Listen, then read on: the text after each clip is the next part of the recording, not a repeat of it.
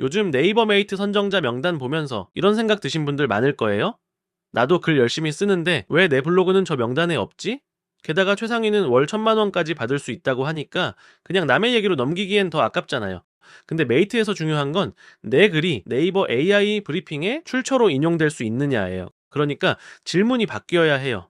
나는 왜 선정이 안 됐지?가 아니라 내 글은 왜 AI가 안 가져갔지?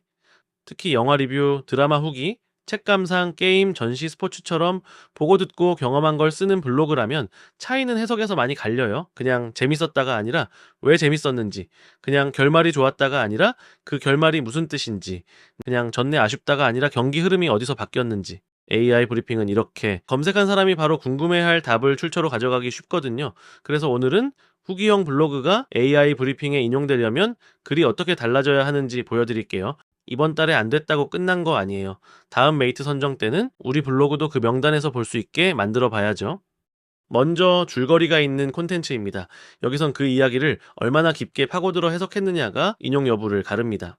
자, 첫 번째 영화입니다. 영화 리뷰 많이들 쓰시죠? 근데 혹시 줄거리 쭉 정리하고 스틸컷 몇 장 올리고 여운 남내어로 끝내진 않으세요? 그런 글은 AI가 잘 안 가져가요. 줄거리랑 스틸컷은 네이버 어디에나 있어서 저 똑같은 걸 굳이 내 블로그에서 퍼갈 이유가 없거든요.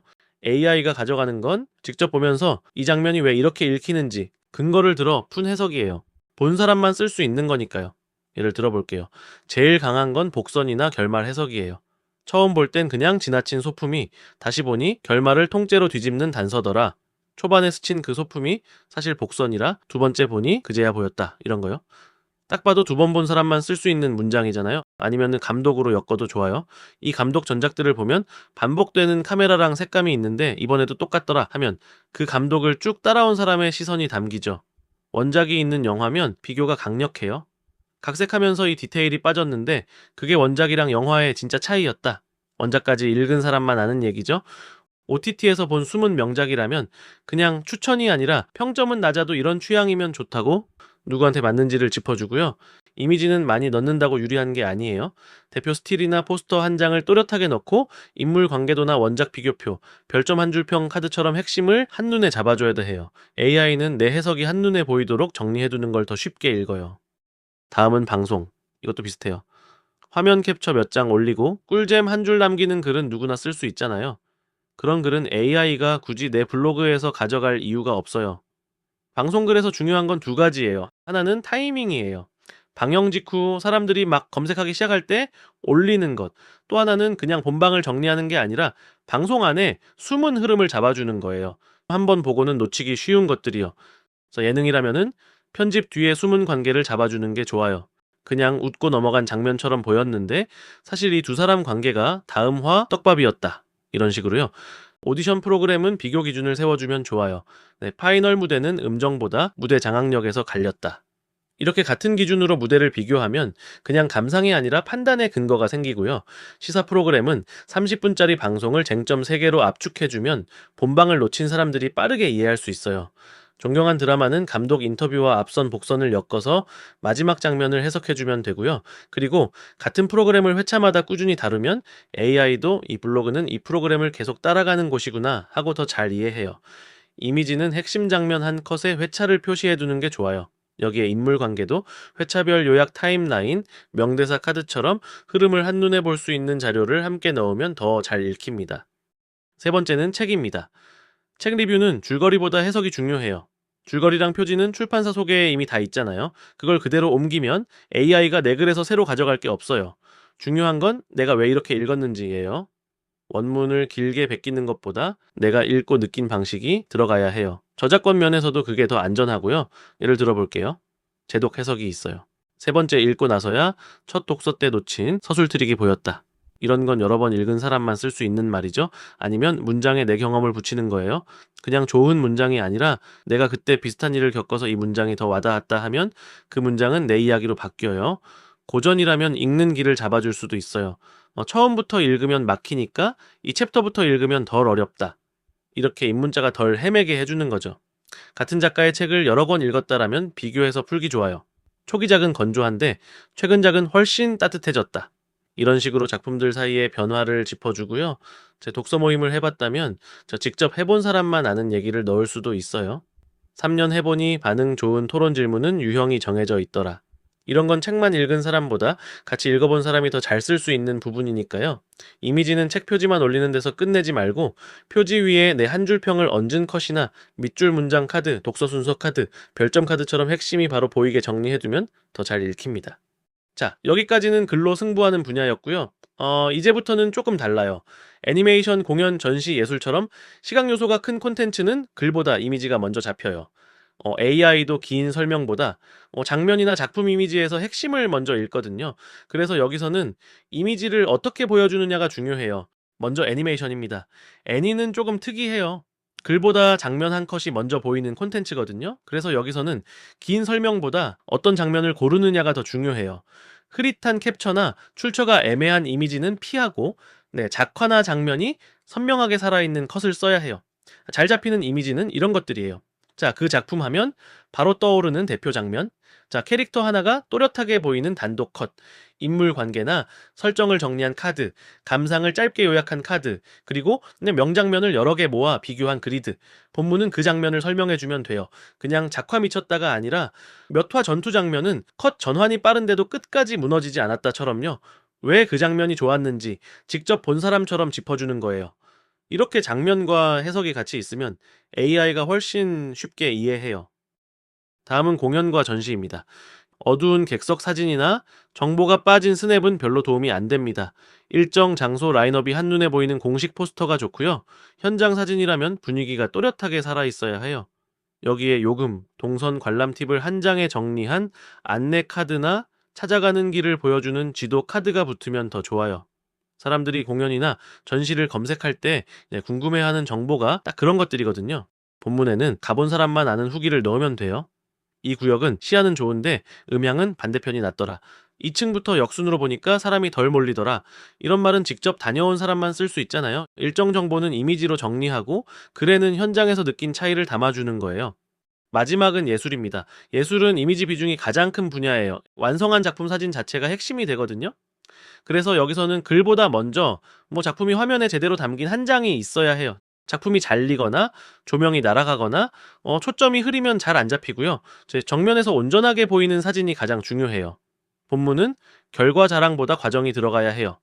어떻게 만들었는지, 어디서 막혔는지, 어떤 기준으로 고쳤는지를 적는 거죠. 예를 들어 수채화라면 물을 너무 많이 섞었을 때 번짐이 심해서 종이를 바꾸고 농도를 다시 잡았다처럼 쓸 수 있고요. 로고 디자인이라면 처음엔 요소를 많이 넣었는데 덜어내면서 간격과 정렬이 더 중요하다는 걸 알았다고 풀 수 있어요. 디지털 드로잉이라면 비싼 브러쉬보다 기본 브러쉬로도 충분히 시작할 수 있었다는 식으로 입문자 눈높이에서 쓸 수도 있고요. 이미지는 완성작을 정면에서 꽉 차게 담은 풀샷이 가장 중요하고요. 여기에 디테일 클로즈업, 배색 카드, 제작 과정 컷, 스케치에서 완성까지 보여주는 비포 애프터를 붙이면은 흐름이 더 잘 보여요. 여기까지는 이미지가 먼저 잡히는 콘텐츠였고요. 마지막 세 개는 기준이 또 달라요. 음악, 게임, 스포츠는 그냥 좋았다, 재밌었다로 끝나면 약해요. 듣고 플레이하고 보면서 내가 어떤 차이를 느꼈는지까지 들어가야 해요. AI가 찾는 것도 바로 그런 체감과 기준이에요. 음악부터 이야기해 볼게요. 앨범 커버만 올리고 노래 좋아요로 끝내면 AI가 가져갈 게 별로 없어요. 중요한 건 직접 듣고 연주하고 비교하면서 느낀 차이를 말해주는 거예요. 악기를 연주한다면 통기타 F코드는 손가락 힘보다 손목 각도가 더 중요하더라처럼 직접 해본 사람만 아는 요령을 쓸 수 있고요. 홈 레코딩이라면 마이크를 바꾸는 것보다 방흡음을 잡았을 때 소리가 더 좋아졌다처럼 직접 세팅해봐야 아는 차이를 쓸 수 있어요. 입문 악기를 고를 때도 가격만 보고 사면 후회하니까 초보자는 이 기준으로 고르는 게 낫다처럼 판단 기준을 줄 수 있고요. 앨범을 통째로 들었다면 한 곡씩 따로 들을 땐 몰랐는데 앨범 순서대로 들으니까 이 곡의 의미가 달라지더라처럼 흐름을 해석할 수 있어요. 같은 가수의 노래를 여러 곡 들었다면 비교도 가능해요. 초기 곡은 감정이 직접적으로 나오는데 최근 곡은 훨씬 덜어내고 부르더라처럼 변화가 보이거든요. 이미지는 앨범 커버에 한 줄 평을 얹은 컷, 트랙리스트 카드, 아티스트 변화 비교표, 홈 레코딩 세팅 다이어그램, 입문 악기 비교표처럼 듣고 해본 내용을 한눈에 보여주는 자료가 잘 맞아요. 다음은 게임입니다. 스크린샷에 꿀팁이라고 적고 공략을 그대로 옮기는 글은 이미 너무 많아요. AI가 찾는 건 직접 플레이하면서 알게 된 타이밍, 패턴, 막히는 지점 같은 거예요. 보스전이라면 이 보스는 광역기 직전에 어깨를 드는 모션이 있어서 그때 피하면 맞지 않는다처럼 패턴을 짚어줄 수 있고요. 빌드라면 직접 돌려보고 비교해야 해요. 세 가지 빌드를 다 써봤더니 초반엔 이 빌드가 빠르지만 후반엔 성장 효율이 떨어지더라 같은 식으로요. 무과금 공략도 그냥 가능하다로 끝내면 약해요. 이 구간까지는 무과금으로도 충분한데 여기부터는 장비 강화해서 막힌다처럼 어디서 어려워지는지를 알려줘야 해요. 업데이트 직후라면 직접 테스트해본 차이가 중요해요. 패치노트엔 안 나왔는데 실제로 써보니 이 스킬 쿨타임이 길어진 느낌이었다처럼 직접 플레이해본 변화를 남기는 거죠. 협동 모드라면 딜보다 동선이 중요해서 인원별로 포지션을 나눠야 안정적으로 깬다처럼 같이 플레이해본 사람의 정리가 들어가면 좋고요. 보스 패턴 캡처, 빌드 비교표, 스탯 아이템 카드, 맵 동선 도식, 공략 순서를 정리한 카드처럼 플레이 흐름이 바로 보이는 이미지를 넣는 것도 하나의 방법이에요. 마지막은 스포츠입니다. 경기 결과랑 하이라이트 캡처는 중계에서 이미 다 보여준 내용이에요. 중요한 건 그 장면을 내가 어떻게 봤는지예요. 경기를 봤다면 전술 변화를 짚어줄 수 있어요. 후반에 수비 라인을 올리면서 압박이 살아났고 그때부터 경기 분위기가 넘어왔다. 이렇게 어디서 분위기가 바뀌었는지를 잡아주면 단순한 경기 결과보다 훨씬 더 볼만한 글이 돼요. 기록을 볼 때도 숫자만 나열하면 아쉬워요. 득점은 없었지만 계속 압박을 걸어서 상대가 쉽게 올라오지 못했다. 이렇게 숫자 뒤에 있는 맥락을 풀어줘야 해요. 직접 운동한 경험도 좋아요. 러닝이라면 속도보다 착지가 문제였고 앞꿈치 착지로 바꾸니 무릎 부담이 줄었다.